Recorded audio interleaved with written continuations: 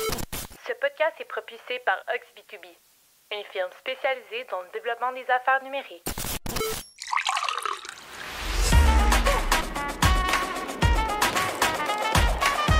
Bonjour et bienvenue au podcast B2B & Go, le podcast qui vous sert à chaque épisode une bonne dose des meilleurs outils et pratiques de vente et marketing B2B. C'est dans une formule pour emporter que Simon Deschênes et ses invités discutent des meilleures stratégies numériques et tendances de l'industrie, toujours sous le thème de la croissance des ventes. La table est mise pour vous présenter le B2B sous un nouvel angle. Bonne écoute!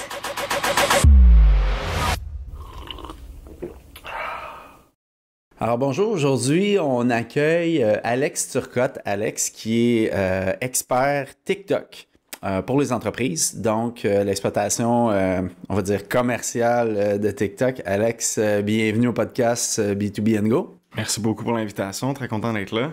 Cool, écoute, je pense qu'on a tous, ça attire la curiosité parce que, comme tu sais, on est un podcast qui est axé très B2B, donc après avoir échangé avec toi, bien sûr, on a trouvé que c'était hyper pertinent de t'avoir au podcast pour notre auditoire, pour démystifier l'aspect TikTok, qu'est-ce que ça peut venir faire au niveau business to business. Mais surtout aussi pour apprendre à te connaître, l'univers TikTok. Je pense qu'on a vraiment bien choisi notre représentant, notre personne là-dessus. Peut-être nous en dire un peu sur ton parcours professionnel, nous dire d'où tu viens puis où tu t'en vas. Parfait, bonne question, merci de l'introduction. J'ai étudié à l'université en communication, en enseignement puis en histoire. Puis à l'époque, à l'université, je m'emmerdais en fait, vraiment. Fait que je me suis mis à créer un blog sur la musique qui s'appelait à l'époque, là ça n'existe plus, mais qui s'appelle Le Draveur. Je me suis mis à créer du contenu vraiment sur le web, donc créer sur un site web, sur les réseaux sociaux, à m'occuper de ces réseaux-là. Puis de fil en aiguille, ça m'a ouvert des opportunités, puis justement ça m'a ouvert mon premier emploi professionnel en communication qui était pour un magazine de mode virtuel au Québec qui s'appelle Ton Barbier. Et de fil en aiguille, dans cette entreprise-là, j'ai également travaillé pour un autre magazine qui s'appelait nightlife.ca, donc qui est vraiment comme un des référents lifestyle à Montréal. Puis la pandémie est arrivée, il y a déjà 2 ans là de ça, puis le lifestyle a été mis en pause, si on veut.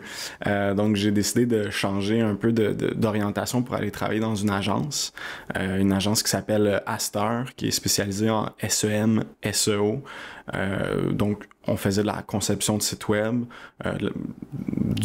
aussi pour les réseaux sociaux, donc une création de contenu pour les réseaux sociaux.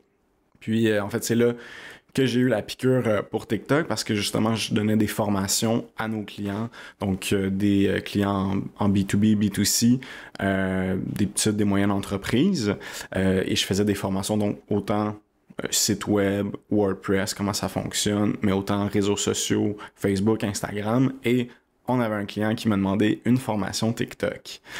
Puis là on est en avril 2021 à cette époque. Puis là, je leur ai dit « OK, cool, mais moi, j'ai juste fait 2-3 vidéos de mon chat sur TikTok, puis j'ai comme pas investigué plus qu'il faut, tu sais. Fait que donnez-moi 1 semaine, 2 semaines que je suive moi-même des formations, puis que je me mette à créer du contenu un peu plus professionnel que des vidéos de mon chat. Puis ils m'ont donné le temps, donc j'ai suivi des formations avec TikTok Canada, avec d'autres ressources en ligne. Puis je leur ai finalement donné cette formation-là d'1 heure, puis ils étaient bien contents. Bon, ça leur a peut-être pris 8 mois avant de faire le saut officiellement sur TikTok. Mais moi, entre-temps, j'ai commencé comme je l'avais dit, à créer du contenu, puis vraiment avoir la piqûre pour TikTok. Puis continuer à créer du contenu. Mais aussi, je me suis rendu compte, parce que j'étais justement très curieux de la plateforme, je me suis rendu compte qu'il n'y avait pas beaucoup de ressources au Québec. Il n'y avait pas beaucoup de gens qui en parlaient. Il n'y avait aucun média spécialisé. Il n'y avait absolument rien pour s'informer. Tu sais, il y avait comme des articles genre du Journal de Montréal, les 10 TikTokers à suivre, les plus populaires. Mais je veux dire, ça me donne rien comme information pertinente de comment créer du contenu ou quelle entreprise se démarque justement. Donc, en en août 2021, j'ai décidé de lancer une infolettre qui s'appelle TikTok Québec, donc tiktokquebec.com, justement pour moi-même me mettre en danger, hein, parce qu'on sait créer du contenu, puis surtout une infolette, il faut être régulier. Donc à chaque semaine, donc je fais du contenu à propos de TikTok, donc j'analyse des tendances, je parle de nouvelles fonctionnalités parce que sur TikTok ça bouge beaucoup, puis des fois je fais le portrait justement d'entreprises qui sont sur la plateforme. Puis c'est ça, donc là on est en août 2021. Entre-temps, j'ai changé d'emploi. Je travaille pour la ville de Longueuil. Et la ville de Longueuil, mes employeurs voient un intérêt que j'ai pour TikTok et me donnent les rênes pour créer un projet, pour créer un TikTok pour la ville de Longueuil. Donc, ce qu'on a fait en décembre 2021. Et là, en 3-4 mois, on a eu environ 5000 abonnés et des vidéos qui ont en moyenne entre 15 à 40 000 vues. Donc voilà. Et ce qui est arrivé, c'est qu'en juin dernier, donc juin 2022, mon contrat, parce que j'avais juste un contrat d'un an, donc mon contrat a été échu et j'ai décidé de pas postuler à un emploi, mais d'aller à mon compte comme travailleur autonome et justement d'aider les entreprises à aller sur TikTok de façon organique, en créant du contenu ou de façon comme consultation, coaching. Donc, ce que je fais depuis juin dernier, puis voilà. Mais tu as un background en communication aussi, tu as une formation parce que qui dit réseau social dit création de contenu. Création de contenu, il y a quand même ça prend une certaine expertise, que ce soit toutes sortes de formats de contenu. Clairement, tu sais rédiger aussi, tu sais organiser du contenu, tu sais communiquer, ça paraît. Peut-être me donner un aperçu de la plateforme. Tu sais, bon, je pense que tout le monde a entendu parler de TikTok, oui, mais c'est quoi TikTok en gros? Absolument. TikTok, c'est une application, hein, pratiquement uniquement disponible sur mobile. Donc, c'est une plateforme de contenu vidéo court qu'on consomme de façon verticale. Donc, comme je dis, sur mobile, donc sur cellulaire, des vidéos d'en moyenne entre 10 à 30 secondes qui peuvent aller de 1 seconde à maintenant jusqu'à 10 minutes.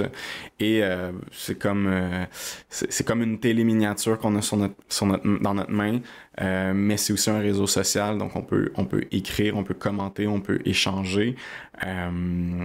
Ouais. C'est pas mal ça. Puis pour les entreprises, puis en fait, il y a toutes sortes de volets. Il y a aussi une plateforme de publicité sur TikTok, un peu comme il y a sur Facebook. Absolument. Je suppose. Puis c'est la plateforme de publicité au départ était un peu mal utilisée ou ça coûtait des sous là, pour avoir des publicités ou des campagnes payantes, là, mais c'est de plus en plus performant et c'est vraiment ça fait mal aux autres réseaux sociaux là, de plus en plus.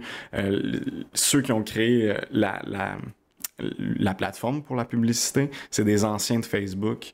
Donc, il y a beaucoup que quand ils vont dans le TikTok Ads, le TikTok Ads Manager, ils retrouvent là, tout le Business Manager de Facebook. Okay. Ouais, puis comme c'est comme un poisson dans l'eau quasiment. C'est juste que il va y avoir évidemment quelques technicalités différentes, mais la base est très, très, très similaire. Là, c'est juste qu'on passe de contenu écrit et photo à un contenu vidéo. Ça, c'est surtout la grosse différence que beaucoup de personnes ont de la misère à faire le saut, disons. Oui, j'imagine. Puis au niveau du... peut-être nous parler un peu... tu sais, je vais dire des vieux comme moi. On a l'impression que le TikTok, c'est uniquement pour les enfants ou à peu près, mais c'est de moins en moins ça. Je veux dire, j'ai de mes bons amis qui sont vraiment fréquemment là-dessus, mais au niveau statistique, as-tu une idée des utilisateurs? Ça ressemble à quoi au niveau par tranche d'âge en pourcentage? Là, je te prends à flat foot un peu. Je savais que tu allais me poser cette question-là, fait que j'ai préparé le coup.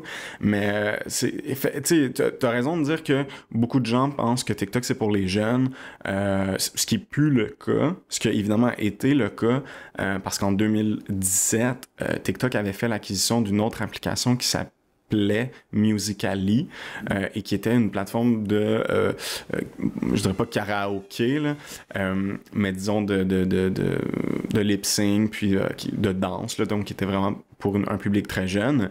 Et donc, ils ont fait l'acquisition, ils ont acheté la plateforme, ils ont aussi acquis toute la musique qui était là-dessus. Et donc, ont eu évidemment un bassin d'utilisateurs qui était très très jeune et l'application a explosé notamment au début de la pandémie. Pourquoi? Parce que les jeunes s'emmerdaient, les écoles étaient fermées, il n'y avait rien à faire, ils étaient pognés à la maison, ils avaient leur téléphone en main, donc ils ont été créatifs, ils se sont amusés à faire du contenu sur TikTok. Mais là, on est en 2022, bientôt 2023, puis c'est pas uniquement ça, c'est plus que pour les jeunes. Donc, j'ai des statistiques pour toi. En termes d'utilisateurs, au Canada, il y a environ 13 millions d'utilisateurs. Et là, on dit, quand c'est des utilisateurs fréquents, parce qu'il y en a qui téléchargent évidemment l'application, mais qui y touchent plus. Dans le monde, il y a eu environ 2 à 3 milliards de téléchargements. Et justement, des utilisateurs actifs dans le monde, on parle d'environ 900 millions, quasiment 1 milliard. Donc, beaucoup d'utilisateurs. Et au Canada, la moyenne de consommation, c'est environ 60 minutes par jour. Donc, 60 minutes par jour de TikTok, ce qui est énorme. Là, est-ce que tu te dis, est-ce que pendant 1 heure, ils regardent des TikTok? Il y en a que oui, mais pas nécessairement. Ça peut être 5 minutes en se levant le matin, ça peut être 15 minutes dans l'autobus en allant travailler ou en allant à l'école, 15 minutes en revenant durant les pauses. Donc, tu sais, ça s'accumule. Mais c'est du divertissement, donc on consomme ça assez rapidement. Et justement, ils prennent des parts de marché, notamment sur tous les autres réseaux sociaux. Ils font compétition à YouTube beaucoup. Le temps passé sur TikTok, je pense qu'il a dépassé celui sur YouTube. Donc, il a dépassé celui de Netflix, de la télévision régulière. Donc, c'est énorme. Et en termes d'utilisateurs, donc, les moyennes d'âge, comme je dis, on pense toujours que c'est les plus jeunes. Pas uniquement. En tout cas, au Canada, c'est les 18-24 qui sont environ à 37% majoritaires des utilisateurs. Ensuite, c'est les 25-34 ans à 25%. Ensuite, les 35 ans et plus. Donc, quand même, je ne sais pas des vieux, mais des plus âgés, à 24%. Et les 13-17 ans, et même un peu plus jeunes que 13, c'est vraiment comme 14-15% des utilisateurs. Et justement, ce groupe d'âge-là est, disons, un peu saturé. Et les nouveaux utilisateurs, c'est toujours des utilisateurs un peu plus, justement, un peu plus vieux qui rejoignent la plateforme. Qui se font les enfants influencent les parents, finalement. Oui, puis même les parents influencent les parents parce qu'au final, on se rend compte que... parce que c'est ça, au départ, on pense que c'est juste pour les jeunes. On ouvre l'application, puis là, c'est normal, ça arrive à tout le monde, mais on ouvre l'application, puis c'est souvent des niaiseries, c'est souvent des choses qui font pas de sens, encore des jeunes qui dansent, puis là, pourquoi est-ce qu'on consommerait du contenu là-dessus? Mais c'est que l'algorithme de TikTok s'ajuste à notre consommation, puis peut s'ajuster très rapidement. Donc, vous consommez, vous créez un compte, évidemment, il faut que l'application vous reconnaisse. Donc, vous créez un compte et en 20 à 30 minutes de consommation, donc soit en vous abonnant à des comptes de contenu que vous semblez aimer, soit en likant des vidéos ou justement en regardant des vidéos du début à la fin, bien, l'algorithme va dire « Ah, ben lui, il aime la cuisine. » Il regarde beaucoup de vidéos de cuisine, donc je vais y en donner. Puis là, il ne vous connaît pas encore, fait qu'il va vous donner autant des trucs de barbecue, autant des trucs de cuisine japonaise fusion, puis à un moment donné, ben, il va se rendre compte que vous aimez vraiment plus les barbecues. Fait qu'il va juste vous donner de la cuisine de barbecue, et de plus en plus, il va vous trouver du contenu similaire à ça ou en parallèle.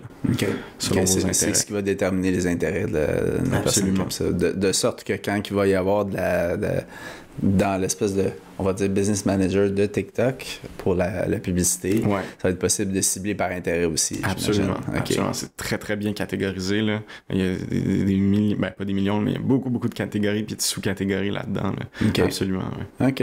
C'est vraiment intéressant. Puis quand tu regardes ça, puis là, bon, tu nous as parlé de ton exemple à la ville de Longueuil. Il y a beaucoup d'exemples.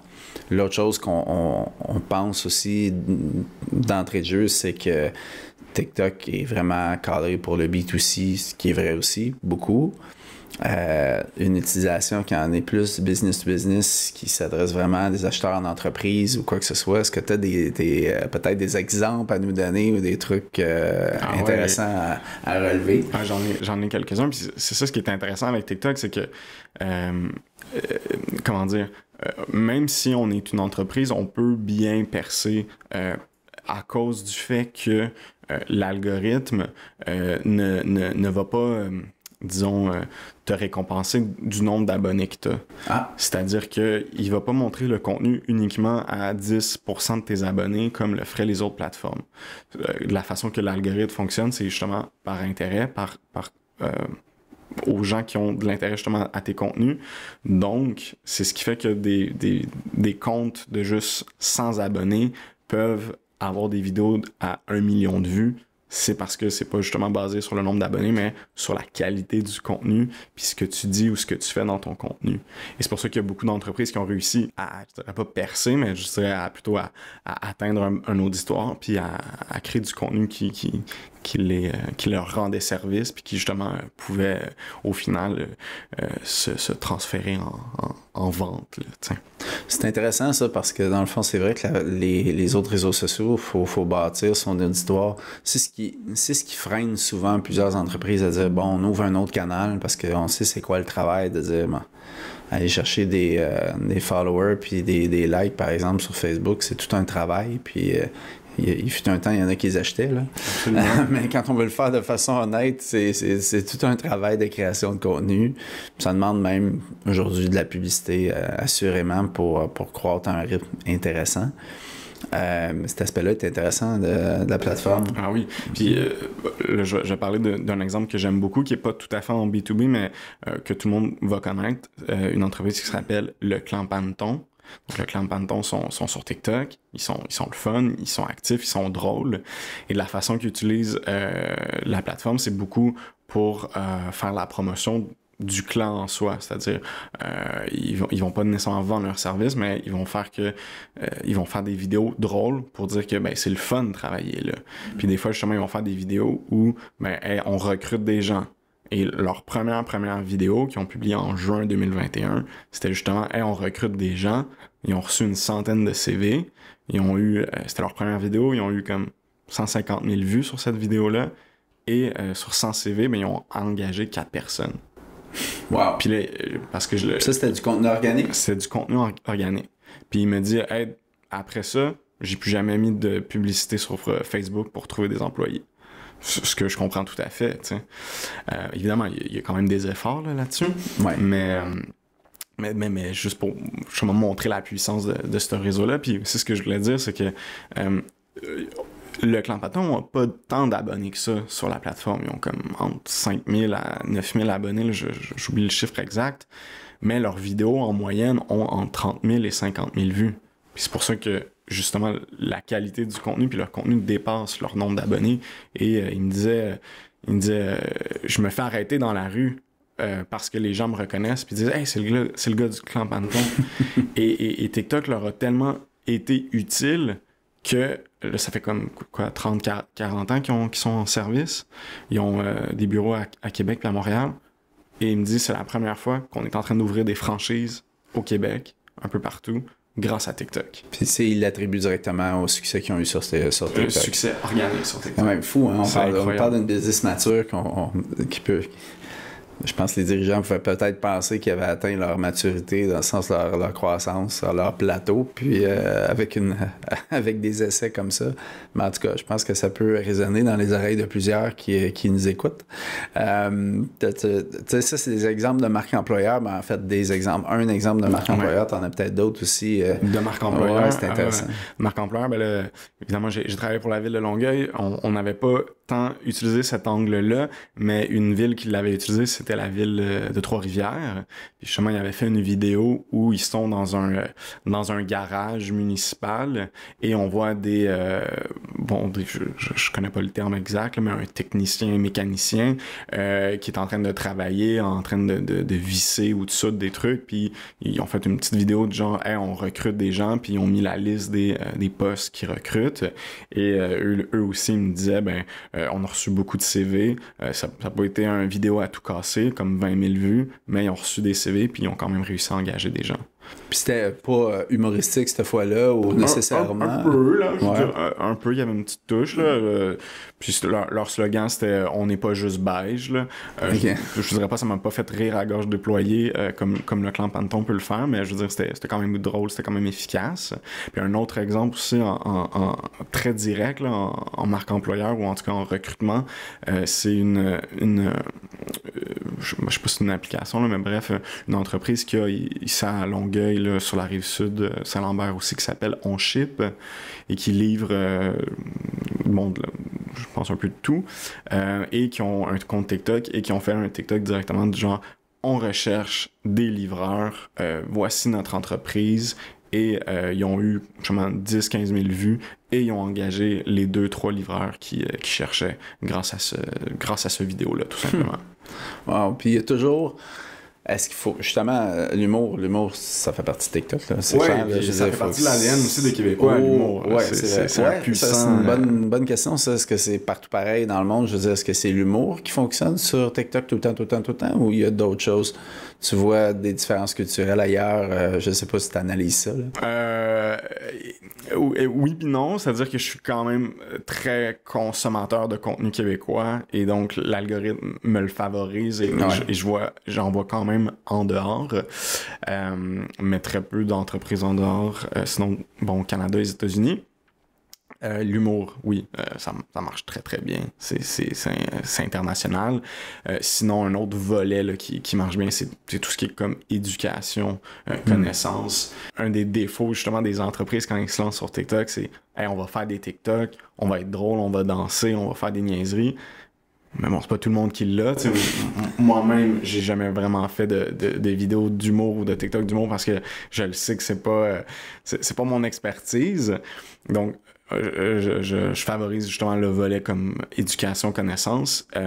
Et un des défauts justement des entreprises, c'est qu'ils ils vont faire des TikTok, mais ils vont pas aller à la base des communications, puis ils vont pas dire qui ils sont, qu'est-ce qu'ils font, c'est quoi leur service, c'est quoi leur histoire, puis juste ça, le faire en vidéo, le faire une fois, le faire 2 fois, le faire 3 fois, de varier, ça peut apporter tellement de choses. Il y a un exemple d'une compagnie aux États-Unis qui s'appelle Poppi. C'est des boissons gazeuses, mais pas sucrées, là, qui sont comme, je dirais pas naturelles, mais qui sont un peu santé. Et eux, ils sont déjà passés à l'œil du dragon aux États-Unis, là. Ouais. Dragon Den. Merci. Et ils ont fait un TikTok, comme ça, c'était comme quelques années ou mois avant, là, qu'ils ont pensé à Dragon Dance. Donc, et justement, après, ils ont fait un TikTok où la fondatrice a mis en fond d'écran son passage à Dragon Dance et a expliqué c'était quoi sa compagnie, puis c'était quoi qu'il offrait comme produit. Et au moment où ils ont publié ce TikTok-là, de façon tout à fait organique, ils ont eu des ventes historiques, même plus que quand ils ont pensé à Dragon Dance. Donc, plus que quand ils ont pensé... C'était vraiment informatif, là. Il n'y avait rien d'humoristique là-dedans. On était dans un ton où je donne de l'information. Exactement. Okay. Voici mon produit, je suis une telle, j'ai fondé telle entreprise, j'ai fait ça parce que je veux donner un produit X pour les gens, parce que blablabla. Fait que, ça, c'est intéressant parce que tantôt, on parlait de vidéos de 10 à 30 secondes. Puis ça reste dans ces formats-là quand même quand tu es dans le mode éducationnel aussi ou t'allonges à ce moment-là? Évidemment, ça peut varier. Les formats courts, c'est souvent plus axé vers l'humour. Comme on dit, donc 10, 15, 30 secondes, c'est plus short and sweet, c'est plus efficace. Et si on veut aller plus dans l'éducationnel, bien évidemment, on peut déroger puis aller un peu plus long. Mais il y a toujours moyen de faire un entre-deux, de faire des vidéos éducatives, mais quand même short and sweet, et d'y aller un peu plus longuement. Un exemple que j'aime bien aussi, c'est le zoo de Granby. Eux autres Granby sont sur TikTok et ils font en majorité des vidéos d'animaux. Bon, je dirais pas en cage, mais je dirais dans leurs habitats, qui s'amusent, qui batifolent, puis ils ont justement entre 15 et 30 secondes, ces vidéos-là. Et une de leurs premières vidéos qui est comme, je dirais pas devenue virale, mais à peu près là, qui a eu comme 175 000 vues environ, ben c'est quand ils ont pris un paresseux d'une cage, puis quand il y a une technicienne animalière qui a pris le temps d'expliquer c'était quoi un paresseux, qu'est-ce que ça mange en hiver, pourquoi ça dort 38 heures par jour, puis ce genre de choses-là. Et la vidéo était plus qu'une minute, était 1 minute ou 2 minutes. Fait qu'ils ont pris leur expertise, puis ils ont pris le temps d'expliquer, puis de montrer leur connaissance sur ce sujet-là. Puis dans le volet commercialisation, business to business, as-tu des exemples? J'ai des bons exemples pour toi. J'ai une surprise après pour toi. OK. Ça te pose un problème. Un bon exemple que j'ai vu là, récemment en plus, c'est une compagnie, un distributeur alimentaire qui s'appelle, laisse-moi le retrouver, qui s'appelle FLB Solutions Alimentaires. Et quand on parlait en humour ou expertise, ben eux, ils sont allés dans l'humour. Et donc, c'est des distributeurs d'aliments, donc de produits, légumes, fruits, etc. Les autres, ils distribuent à des épiceries? Oui, exactement. Okay. Un peu partout là, au Québec. Là, ils sont là depuis 1983 pour être exact. Donc, FLB Solutions Alimentaires, et c'est toujours... puis ça, c'est une bonne technique. C'est toujours le même gars qui est dans son entrepôt avec un fruit ou un légume et qui fait une joke plate avec le fruit ou le légume. Genre, il prend l'avocat puis il fait une joke d'avocat, tu sais. Ou lui que j'ai vu qui avait bien marché, c'était des endives. Puis il a fait un jeu de mots. « Hey, endives-tu des affaires, les gens? » Tu sais, une affaire comme ça. C'est très...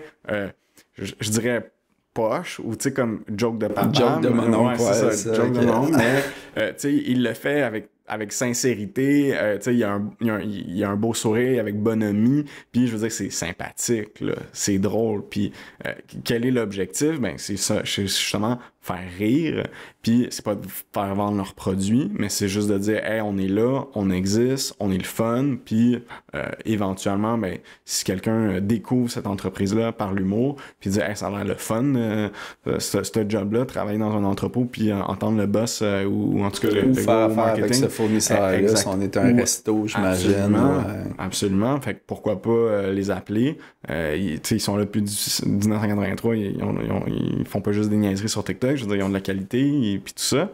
Fait que je veux dire, moi, ça le rend visible puis ça le rend intéressant. Puis je pense qu'il y a des entreprises qui peuvent trouver l'aspect, le côté très populaire, un peu sexy de l'application intéressant, mais ils savent pas comment s'y prendre. Si je te disais, je sais pas moi, j'ai un cabinet d'avocats, une business qui est très conservatrice quand même, puis je cherche à offrir mes services à des entreprises. Donc, surtout, on fait aussi du droit, peut-être, mettons, de la famille ou quoi que ce soit, mais je fais du droit des affaires, je fais la fusion-acquisition des sujets sérieux. Disons, tu sais, je t'apprends, là, je t'envoie ça direct. Ouais. On fait un brainstorm d'agence en l'espace de 3 secondes. Là. Ouais. Est-ce que, tu sais, j'imagine que tu aurais tendance à pas reculer devant le défi et à dire, oui, il y a quelque chose d'intéressant pour eux là-dedans? Non seulement il y a quelque chose d'intéressant pour eux, mais il y a et là, tu me prends au dépourvu parce que je l'ai pas le nom, mais il y a effectivement un cabinet d'avocats québécois qui est sur TikTok et qui se débrouille très très bien et qui justement va peut-être pas parler de choses compliquées comme tu me dis, là, acquisition peut-être pas en droit des affaires, tout ça, dans le droit des affaires, mais ils sont présents, ils montrent leur cabinet, ils montrent justement comment c'est quoi un peu la vie d'avocat, puis c'est comment vivent les employés dans ce cabinet-là, et leurs vidéos sont très très bonnes, puis ça fonctionne très bien. Et même, il y a un gars que je suis, que j'apprécie énormément, qui s'appelle sur TikTok de mémoire Alexandre l'avocat, Alexandre Langlois, de son nom de famille. Et lui, justement, il en parle de droit. Bon, il va parler de plusieurs types de droits, mais il va faire un gros bloc de texte, puis il met des choses en situation, puis il met une petite musique en arrière, puis il a réussi à bâtir sa business avec TikTok. Et là même, je lui parlais brièvement, puis il me disait que quand il va au palais de justice, ben, les autres avocats se moquent de lui, puis l'appellent l'avocat de TikTok. Mais au final, c'est lui qui rit d'eux parce que en 6 mois, il a réussi à faire son propre cabinet d'avocats, puis a engagé 3 employés, et 75% de sa clientèle vient de TikTok. Wow. Lesson learned. Ça, ouais, souvent les gens peuvent rire. Ils trouvent que c'est pas sérieux nécessairement, mais c'est pas grave. On les laisse rire dans ce temps-là. Exactement. Wow. Est-ce que. Là, c'est une question technique, puis t'insères des appels à l'action quand tu fais des vidéos comme ça? Quand tu. Par exemple, cet avocat-là, je sais pas, là, on regardera pas son cas en particulier, on peut pas l'imager comme tel, mais si on regarde ses vidéos, j'imagine qu'il y a appelez-moi ou consultez, écrivez-moi pour tata. Est-ce qu'ils écrivent à même l'application ou ils donnent le courriel à ce moment-là? Comment ça se fait? C'est quoi les différents moyens? Il y a, comme tu dis, différents moyens, différentes techniques. On peut le faire directement dans la vidéo, comme lui, peut-être qu'il l'a pas fait, mais un exemple qu'il pourrait faire, c'est justement, il donne un cas du genre t'as trop bu, t'as conduit, tu t'es fait arrêter, appelle-moi, je vais t'aider, tu sais. Puis il peut juste comme le faire avec sa main, appelle-moi, ou tu sais, regarde dans ma bio mon numéro de téléphone, okay. Ou tu sais, rejoins-moi dans mon site web ou par courriel. Parce ou que est-ce que c'est cliquable comme Facebook, un ad que tu cliques, ou donc, directement dans la vidéo, il n'y a absolument rien de cliquable en termes de lien externe, à moins justement de faire une publicité. Et si on veut mettre un lien, on peut uniquement mettre un lien dans notre bio à partir de 1000 abonnés quand on a un compte créateur. Mais on peut aussi avoir un compte business et à ce moment-là, on peut le mettre dès l'ouverture du compte ou en tout cas dès qu'on valide qu'on est une vraie entreprise, en fait. Ouais. Puis est-ce que dans... Je pense que je peux peut-être terminer là-dessus. Là, je te pose plein de questions qui n'étaient pas prévues en plus. Là. Vas-y. Est-ce qu'il y a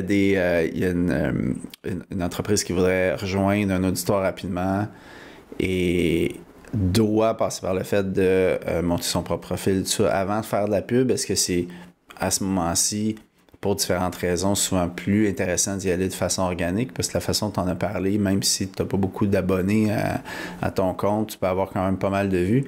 C'est quoi l'avantage à ce moment-là d'aller vers la pub au lieu d'y aller de façon organique? Est-ce que c'est plus rapide de rejoindre un auditoire X? Ou... La publicité, ce que ça fait, c'est que ça coûte de l'argent. Donc, si on a de l'argent, on peut la dépenser pour bien cibler l'auditoire qu'on veut rejoindre. Mais est-ce que les utilisateurs de l'application aiment la pub quand même? Parce que souvent, sur d'autres plateformes, ça devient un peu chalant. La particularité de TikTok, c'est que une bonne pub ne ressemble pas à une pub. Ce que TikTok dit même, là, c'est une phrase qui revient souvent dans leur littératie à eux, là, c'est don't make ads, make TikTok. Donc, justement, faites pas des publicités, faites des TikTok. Puis, puis là, tu posais la question, mais justement, une bonne stratégie à avoir, c'est justement d'avoir un compte régulier, organique, de faire des publications organiques et de booster ou en tout cas de publiciser ces vidéos-là qui fonctionnent pour justement rejoindre notre bonne audience. C'est sûr qu'on peut juste faire de la pub aussi, là, comme sur n'importe quoi. On peut juste faire de la pub, mettre bien des sous, puis essayer de rejoindre l'audience qu'on veut rejoindre. Meilleur exemple, c'est le gouvernement du Québec ou le gouvernement du Canada qui ont pas de compte officiel, mais qui vont en pub, puis qui font comme allez vous faire vacciner ou genre allez voter pour les élections, tout ça. Ouais. Okay. Mais moi, évidemment, la meilleure stratégie, c'est de varier les deux, et un compte organique et un compte publicitaire, et de booster le tout avec de la publicité. OK. C'est super intéressant, pour vrai. Merci beaucoup de ton... écoute, je sais pas, tu as peut-être quelque chose à ajouter en dernier lieu. J'ai l'impression qu'on a appris plein de choses aujourd'hui. Ouais, écoute, il y a tellement de choses à apprendre, puis tu disais là, les règles d'un bon TikTok, là, souvent, là, c'est de l'essai-erreur. Justement, les entreprises qui ont bien réussi, là, au départ, il n'y avait pas vraiment plan initial où il y en avait peut-être un, mais finalement ils ont testé, ils ont regardé ce qui fonctionnait ou ce qui fonctionnait pas, puis finalement ils ont trouvé une niche de contenu ou un style de contenu qui leur plaisait puis qui fonctionnait avec eux, avec leur audience, avec la façon qu'ils créaient le contenu, puis ils ont juste comme surfer là-dessus, puis souvent ça a porté fruit. Là. Ouais. Ils se sont lancés. Ouais, exactement. Ouais. C'est souvent une chose que les gens ont peur, c'est de se lancer, mais c'est la première étape puis la plus difficile, puis après, on peut juste s'amuser puis s'améliorer. Là. Puis là, tantôt, en jasant hors onde, ouais. tu m'as donné un scoop, là. Je sais pas si oui, c'est ça. Je devrais t'en parler. Absolument, mais comme je disais au début, donc je me suis lancé à mon compte en juin là, pour justement accompagner les entreprises à aller sur TikTok. Et de fil en aiguille, j'ai décidé avec 2 partenaires de lancer une agence qui va être qui est spécialisée sur TikTok complètement. Donc, on va justement accompagner les entreprises donc au Québec, au Canada. Et l'agence s'appelle Heya. Heya. Heya, ouais. Ah ouais. Donc, une petite touche sympathique. Ouais, c'est le fun. Ouais. Super, ben écoute, bon succès. Merci beaucoup. Franchement, bon succès. Puis de toute façon, on va mettre les liens, de ton infolettre dans notre checklist. Parfait. On va aussi tenter, je pense, les exemples que tu as donnés. On va mettre certains liens d'exemples. Je pense que ça pourrait être intéressant pour notre auditoire là, à consulter.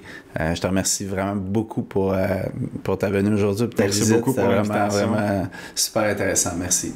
Merci.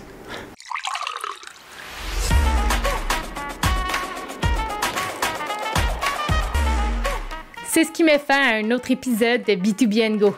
N'oubliez pas de vous abonner à notre infolette en vous rendant au oxb2b.com/podcast pour être notifié dès la sortie de notre prochain épisode, en plus de recevoir l'aide-mémoire préparée par notre équipe. Vous trouverez dans celle-ci un résumé des sujets abordés aujourd'hui, en plus de stratégies pour donner un boost de caféine à votre développement d'affaires B2B. Rendez-vous le mois prochain pour un tout nouvel épisode. À bientôt!